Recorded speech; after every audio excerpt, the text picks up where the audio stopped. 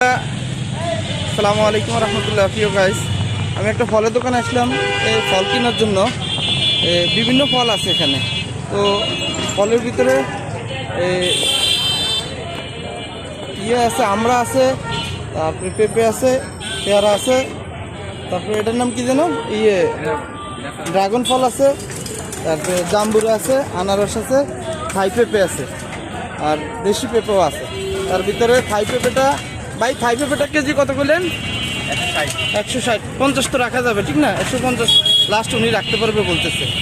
তো এই পেঁপের অবস্থা আর কি, পেঁপে একটু কাঁচা হলো, থাই পেঁপেটা হয় একদম একদম মিষ্টি। কিন্তু দেশি পেঁপে মানে গ্যারান্টি দিয়ে বলা যায় না যে দেশি পেঁপে মিষ্টি হবে, কিন্তু থাই পেঁপেটা 100% মিষ্টি হবে এটা বলা যায়। জাম্বুরা আছে, আনারস আছে, পেয়ারা আছে। তো এই ভাইয়ের ফলের দোকানে আসলাম ফল কেনার জন্য। ভাই আমাকে 1 কেজি দেন তো, একটা মাইফা দেন একদম মিষ্টি দেখে, যেটা মিষ্টি হবে। এটা হবে মনে হয় ভালো ভাই। হ্যাঁ, একটু মাইফা দেন তো ভাইয়া, মাইফা দেন তো কতটুকু হয়? কত কেজি? 150 কেজি। 150 কেজি 126 টাকা দাম। 126 টাকা না? 120 টাকা রাওয়া যায়। আচ্ছা আচ্ছা ভাইয়া দেন দেন।